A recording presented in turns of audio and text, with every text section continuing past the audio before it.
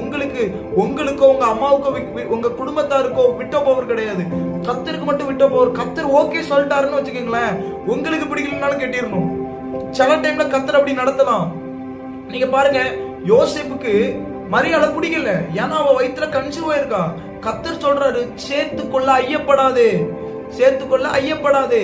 இந்த வார்த்தையை சொன்ன உடனே யோசேப்பு என்ன பண்ணிட்டாருன்னா சேர்த்து கொண்டாரு.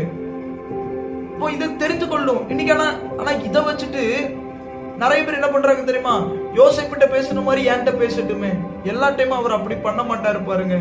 யோசேப்பிட்ட சொப்பனத்துல பேசியிருக்கலாம், உங்ககிட்ட தரிசனத்துல பேசலாம், உங்களுக்கு நேர்ல வந்து கூட பேசலாம். யாருக்கு தெரியும், தூதர்களை அனுப்பலாம்.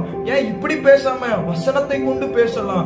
யாருக்கு தெரியும், ஆவியில பேசலாம். யாருக்கு தெரியும், இது எதுவுமே இல்லாம உங்ககிட்ட ஏதோ ஊழியக்காரனை கொண்டு அட்வைஸ் கொடுக்கலாம். யாருக்கு தெரியும், இந்த வசனமே உங்ககிட்ட பேசலாம். கிறிஸ்துவுக்கு உட்பட்டவனா இருக்கலாம், அவன் உனக்கு இஷ்டமானவங்களா இருக்கலாம். ஆனா கர்த்தருக்கு பிரியமானவனா, அவர் ரட்சிக்கப்பட்டவனா நீங்க பார்க்கணும். பிளஸ் அம்மா அப்பாக்கு இடர்ல வராதான்னு பார்க்கணும். எல்லாம் ஓகேனா fine, you can go for, you can மேரி.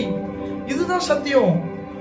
அப்போ ஆனா அதான் நான் சொன்னேன்ல, ஹக், கிஸ், ரூம், சாரி, இதெல்லாம் biblically wrong. இந்த கான்செப்ட் கிடையாது. Dating completely wrong.